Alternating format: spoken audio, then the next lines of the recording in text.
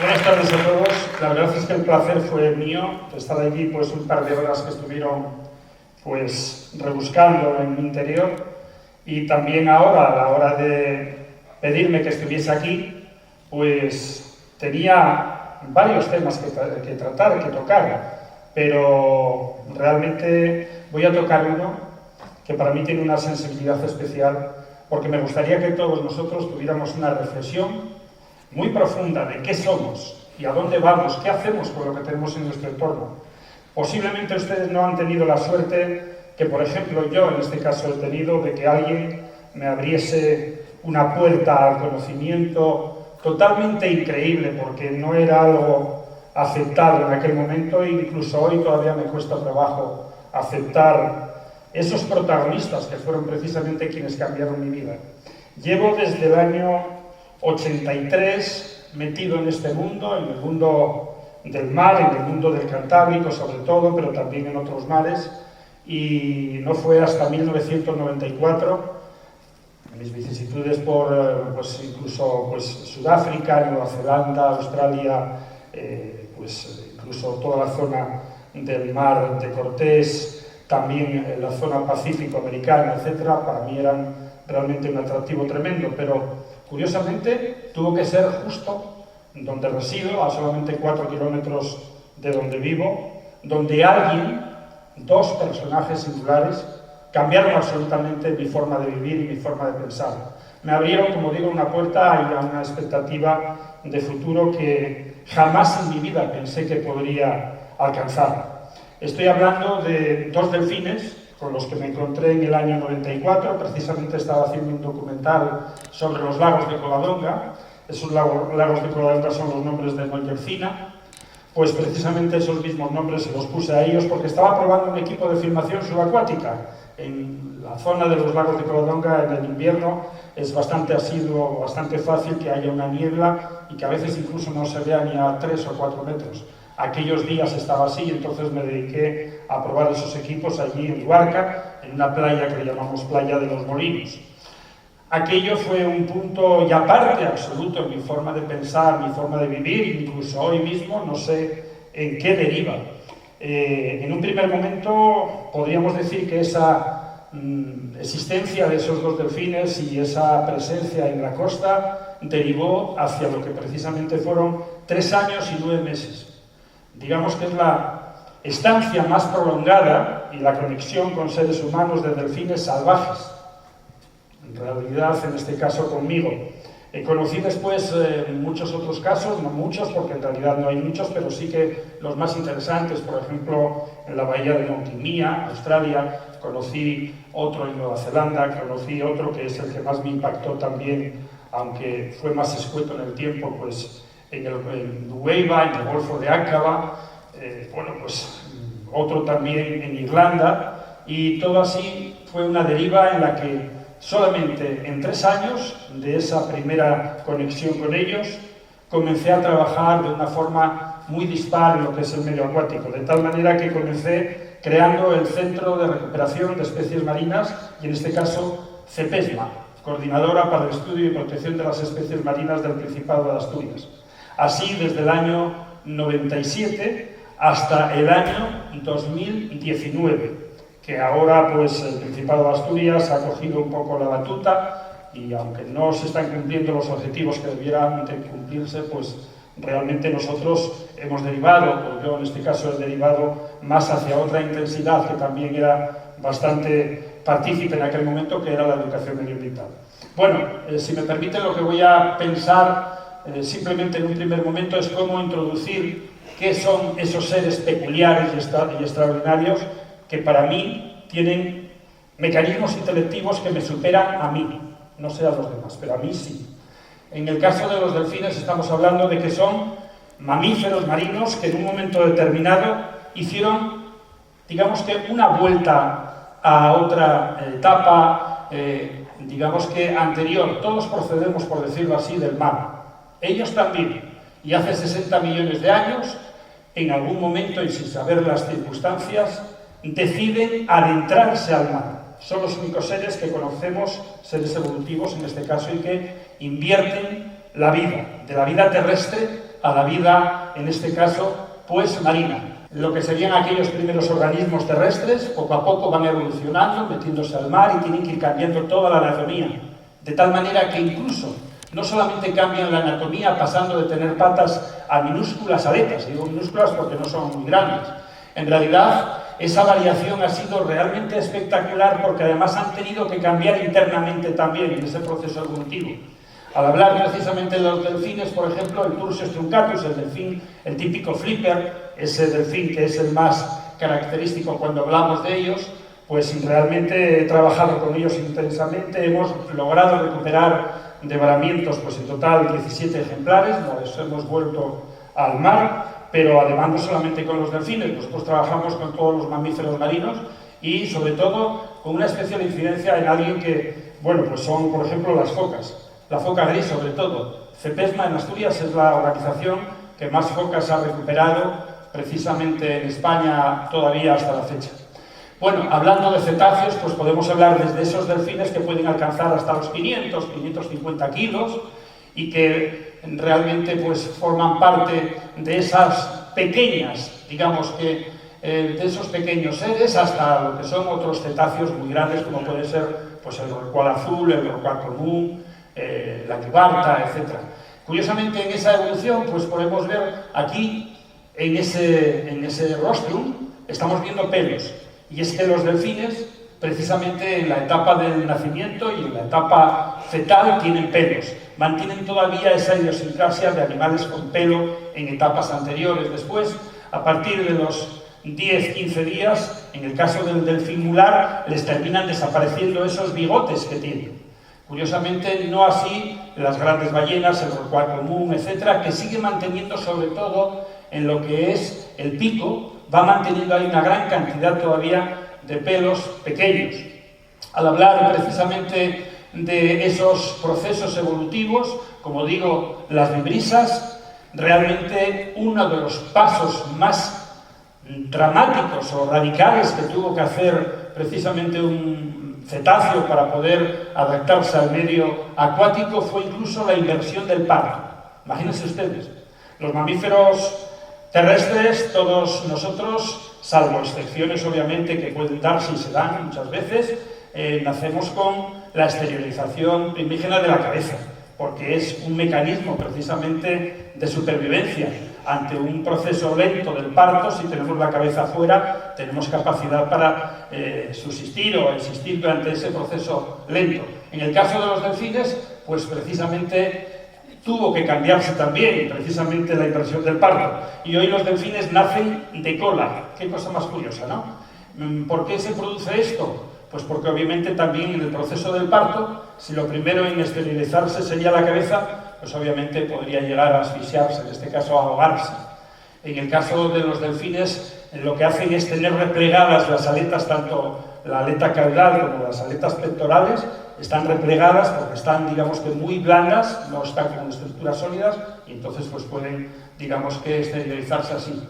La anatomía interna del delfín pues es la de un mamífero terrestre convencional. Hablando precisamente de esos partos, imagínense ustedes, aquí ven un delfín mular, una hembra que está pariendo. Y ahí vemos cómo exterioriza precisamente la aleta caudal, el feto. Hablamos de lo que son las inversiones del parto. Ese es uno de los procesos, digamos, de los 30 o 40 realmente espectaculares que tienen los mamíferos marinos, y en este caso, pues los delfines mulares. Hablando de los delfines mulares, antes dije que a mí, particularmente, me habían dejado, digamos que un poco atrás en algunas condiciones de esos aspectos intelectivos. Y es que el libro, que va a estar ya, digamos que en la calle para Semana Santa, este libro dedicado a la historia de Noel Yercina y que está escrito además por 27 protagonistas que estuvieron teniendo interacción con estos delfines, obviamente, y además de mi persona, pues sobre todo yo radico y recalco muchísimo lo que es la capacidad intelectiva de estos seres. Capacidad intelectiva que sin duda alguna para mí representa en algunos apartados una superioridad con referencia a lo que es el propio ser humano y su capacidad. En el caso de los delfines, siempre y yo creo que aquí hay un error, siempre valoramos que un ser es más inteligente que otro, precisamente valorando la porcentualidad del peso y del volumen con referencia al cuerpo. Aquí, aunque siempre se esté diciendo lo mismo, yo creo que, claro, un delfín mular, que puede alcanzar, como digo, 550 o 600 kilos, digamos que el porcentual yo no lo veo tan claro, pero sí es cierto que tienen un gran cerebro, que además no está distribuido como está distribuido el cerebro del ser humano. Aquí, nuestro cerebro va evolucionando a medida que evolucionamos nosotros en cuanto a las necesidades que vamos generando en los procesos evolutivos del propio ser humano.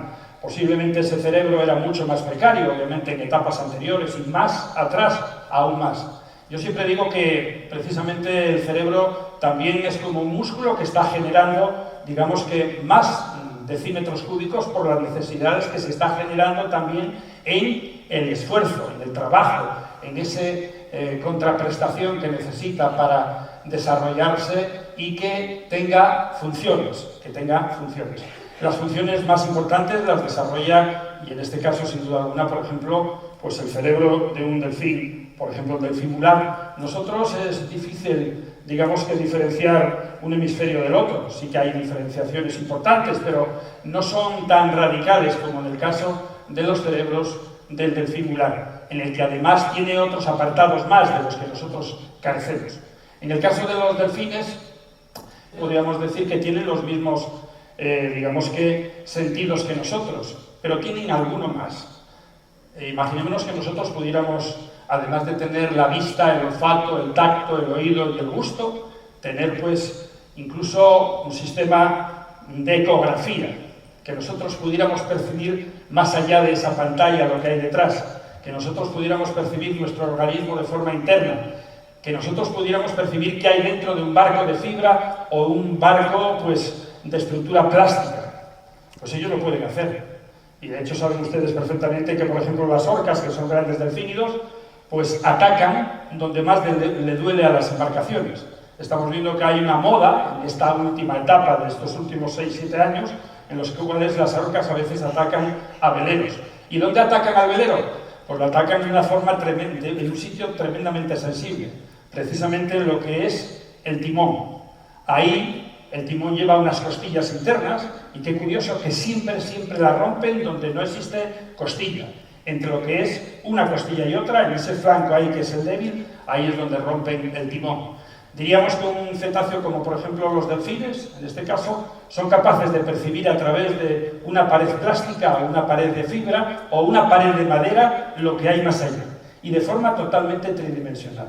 Por lo tanto, ahí ya nosotros tenemos una escuetez y para que nosotros podamos hacer eso tenemos que tener herramientas, mecanismos.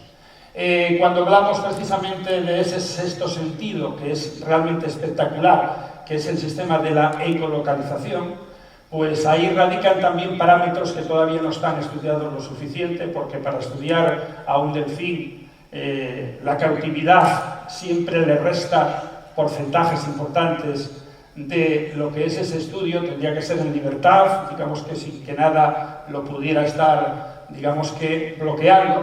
Y cuando hablamos del sistema de ecolocalización es algo realmente espectacular que incluso ahora sabemos que pueden atontar, y digo atontar, en ese fenómeno precioso, fantástico de lo que es el impacto sónico, pues pueden llegar a atontar a algunas especies. Por ejemplo, a los pulpos. Y digamos que el pulpo es una de las especies más inteligentes también, hablando de inteligencia, y que yo he tenido experiencias interesantes, incluso con uno al que le puse el nombre de Nicomedes. Un pulpo que sabía reconocer entre 25 o 30 personas a una, simplemente por pasar suavemente uno de los brazos por la piel de cada uno.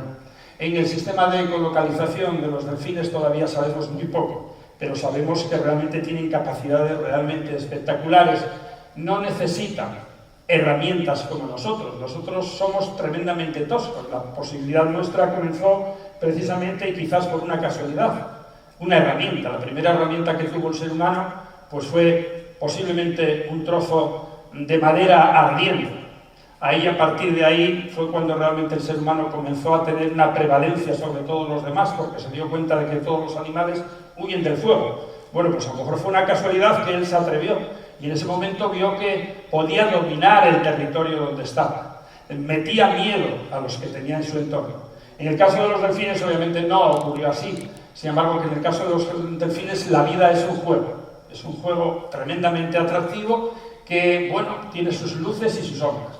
Son peculiares a la hora de la alimentación, son peculiares a la hora de la relación entre ellos.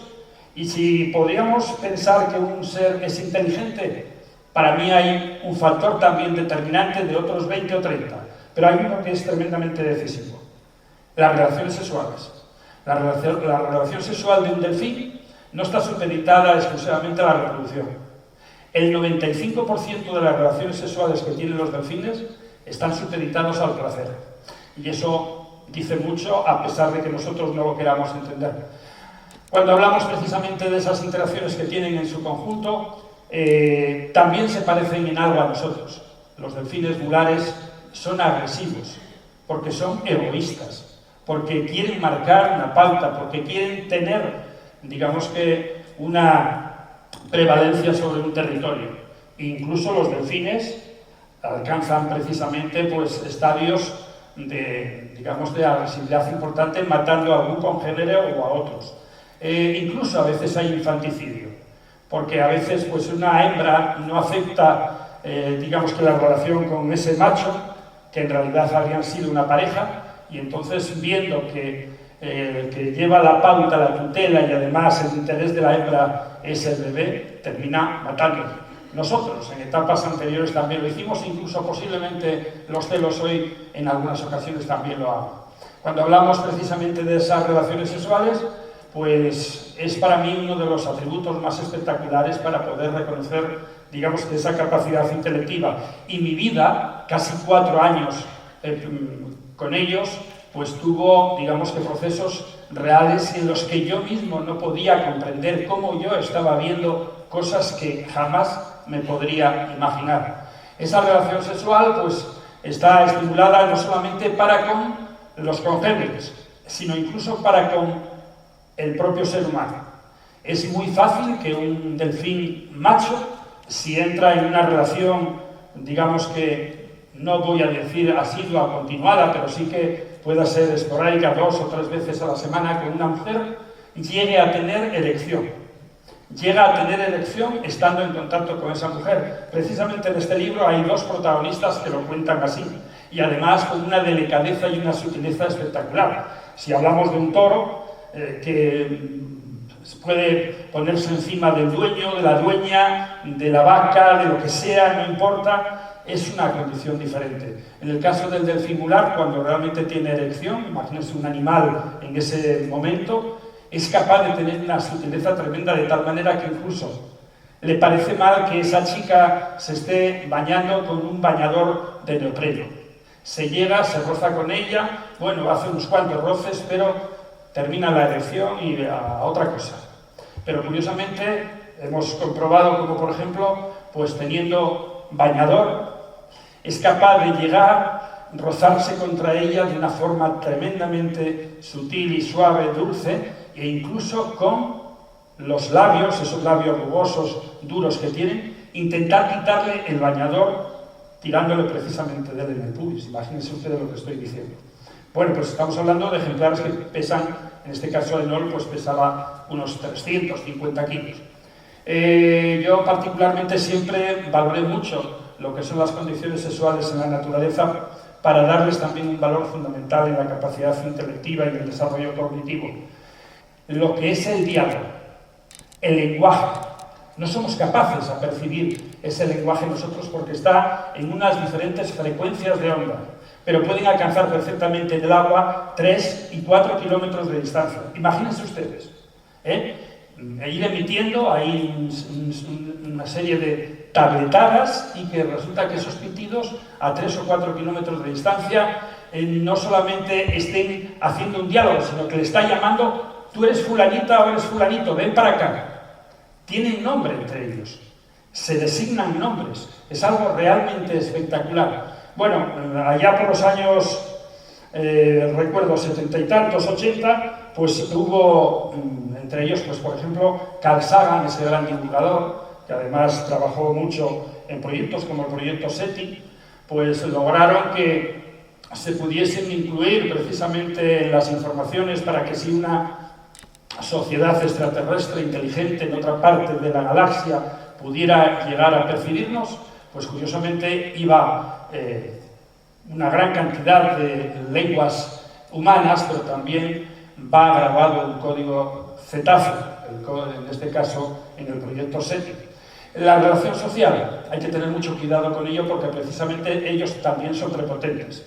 Tienen una capacidad que se consideran así como para poder gobernar. Generalmente son los machos, si son machos adultos, son los que gobiernan. Pero curiosamente hay alguna hembra que es capaz de decir al macho adulto: vas a hacer lo que yo te diga. Y curiosamente en este caso, pues las hembras a veces pueden gobernar grupos muy importantes en cantidad. Podríamos decir que la inteligencia de los delfines mulares pues están establecidas en unos protocolos de conexión social en la que sí que existen muchos seres que la practican. En el caso de las hembras, pues curiosamente también incluso la avispa asiática, cualquier tipo de insecto de estas características, pues por ejemplo hay siempre lo que llamamos una reina, es aquella que tiene la prevalencia sobre todo el grupo. En el ser humano, a pesar de que nosotros los hombres siempre pensemos o queramos demostrar que gobernamos en un clan familiar, etc., no es así. Todos sabemos perfectamente de que a veces una mujer a nosotros nos puede superar convenciéndonos y nosotros somos mucho más pasivos entonces. Ocurre en muchísimas de las especies. Cuando hablamos de inteligencia tenemos que hablar también de conciencia. Hay procesos evolutivos en los que algunos seres vivos llegan a poder discernir perfectamente el bien y el mal. Pueden llegar a actuar entonces en consecuencia a eso. La conciencia posiblemente sea uno de los procesos también más interesantes en esa concepción que tenemos o percepción que tenemos de la inteligencia. Son capaces a reconocerse a ellos mismos. En espejos son capaces a mirarse la dentadura y están ahí en el espejo mirándose y zonas que no las han visto nunca son capaces de poder percibirlas. Están diciendo: soy yo, quiero verme por aquí que no me he visto. Es algo muy curioso. Esa conciencia en realidad también la establece para esos parámetros que decía de conexión social y son capaces incluso de velar a los seres queridos. Incluso después de muerto, a un ejemplar, pues yo en una ocasión vi a un grupo de 7 delfines que lo velaron durante casi 2 días y lo tenían en la superficie. Sería un ser muy querido por alguna razón y al igual que nos puede ocurrir a nosotros. En esa forma de interpretar lo que es el cariño, el amor, esas sensaciones placenteras, pues ellos también parten de una base parecida a la nuestra. Por desgracia, no somos conscientes todavía de que tener en cautividad a seres con esta capacidad intelectiva es algo atroz. Y digo algo atroz porque no es entendible que en la sociedad actual, con los conocimientos que nosotros tenemos, sigamos manteniendo pautas de los años 60, 40, 50, etc., y los mantengamos todavía en esa cautividad forzosa. En el caso de los delfines, pues imagínense ustedes, yo les puedo contar muchísimas anécdotas. Por ejemplo, allí en la playa de Los Molinos, en Luarca, ¿se imaginan ustedes cómo puede ser de inteligente un delfín cuando llega una persona que también es protagonista en el escrito de este libro y que es paraolímpico de ciclismo, que ahora y en aquel momento pues tenía solamente un 6% de visión? Bueno, pues ese ciclista, ese profesional del paraolímpico que llegó a tener bastantes victorias, un día me dijo: Luis, por favor, quiero que me metas con los delfines un día.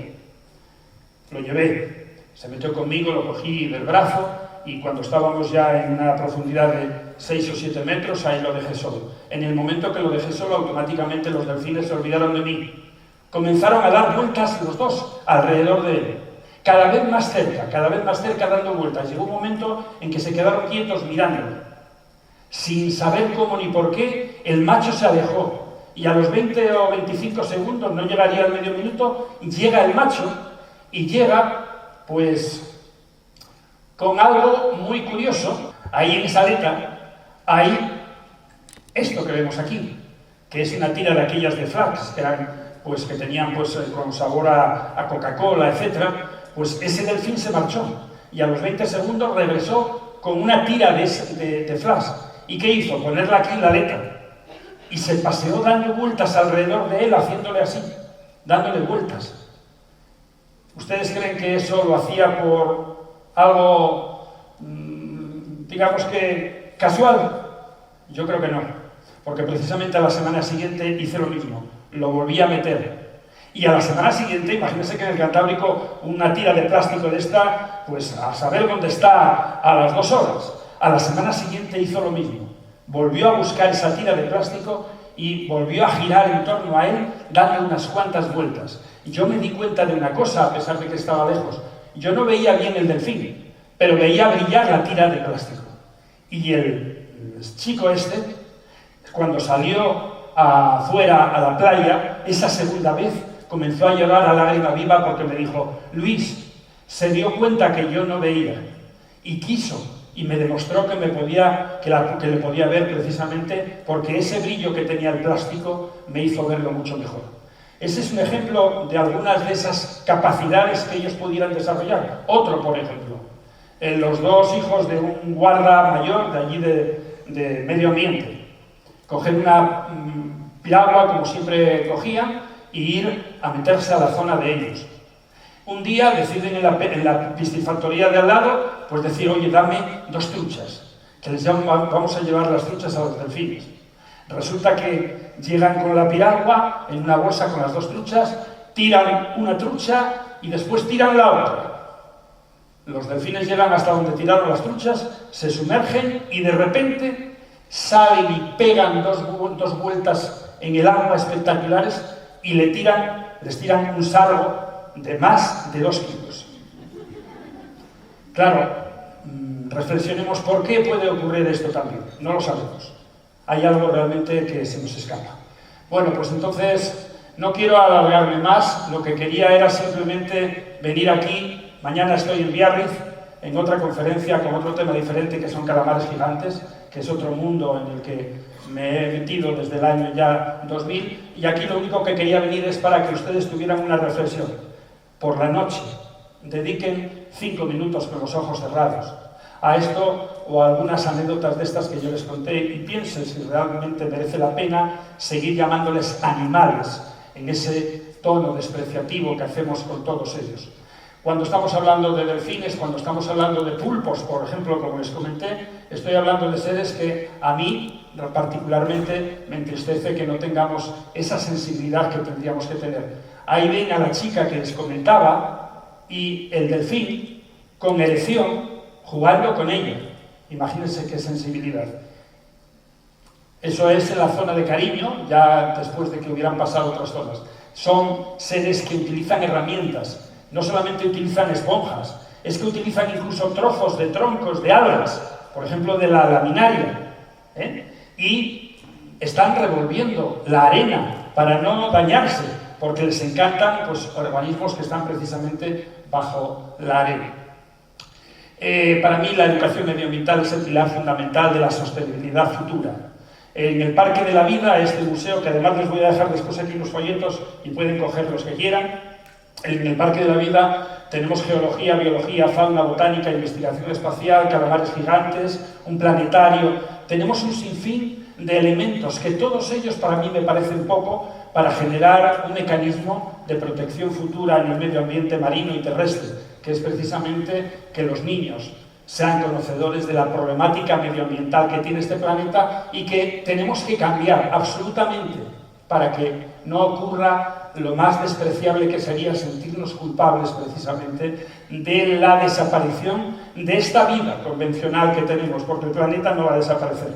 Muchísimas gracias a todos. Gracias.